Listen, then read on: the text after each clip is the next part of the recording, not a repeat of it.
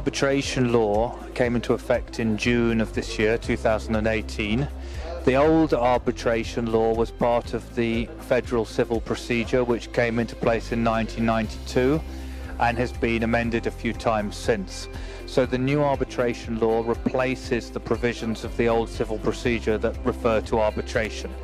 The real difference is that the new law modernizes and makes the arbitration more efficient, particularly by bringing in the UNCITRAL modern law, which is the international best practice. So the idea is that you bring in international best practice into UAE arbitration. You do, of course, have to cross-refer it to other laws. You have to translate it into Arabic. So there's still some work to do to bring in best international practice. I think every new amendment to the law that takes the opinions of international business into account contributes to the hub or the cluster of what the UAE and its parts is trying to offer. So every time a new law is passed that tries to take the views of business into account, the UAE adds to its prominence as a business centre.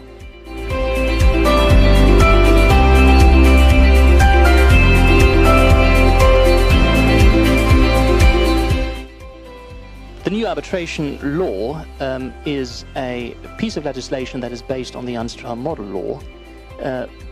Because of that, the law is familiar, certainly, at first sight to international investors and international arbitration practitioners, which is hoped to turn the UAE into a more attractive place of arbitration and consolidate its position as a regional hub of arbitration.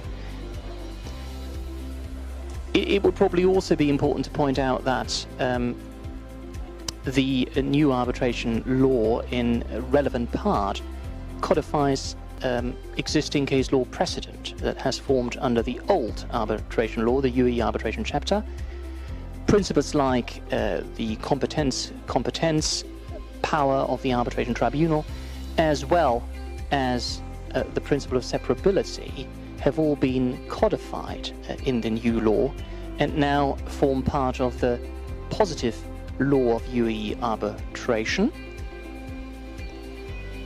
And possibly a final point to make is that under the new law, the enforcement of arbitration awards has become easier, and certain hurdles have been removed from the enforcement process.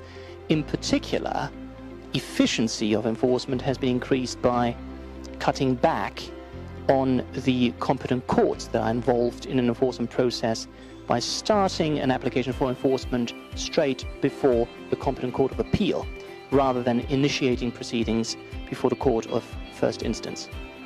Another significant advantage of the new arbitration law is that it provides for the detail of an arbitration process to unfold. This includes in particular provisions on the filing of statements of claim, statements of offence and counterclaim, and also the closing of the arbitration proceedings.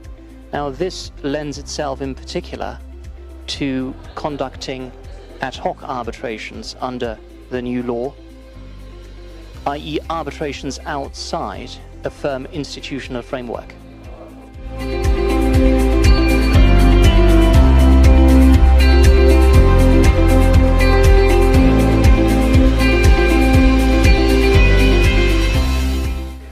Well, I think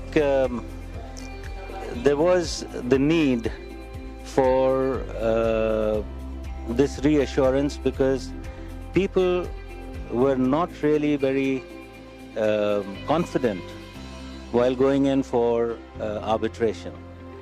I think the new arbitration law and along with the new arbitration law, institutions like EMAC or DIAC or DIFC, they will help in resolving disputes in a much better and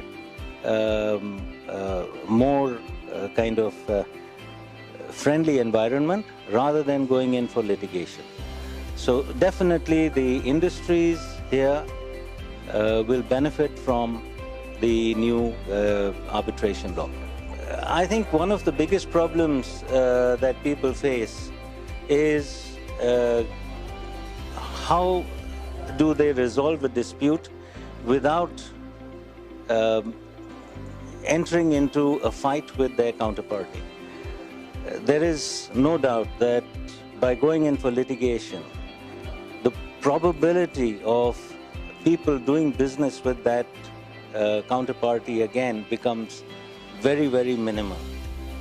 Arbitration or alternate dispute resolution becomes the primary way of resolving disputes and maintaining relationships.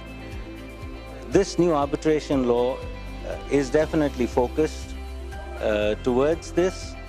It is in line with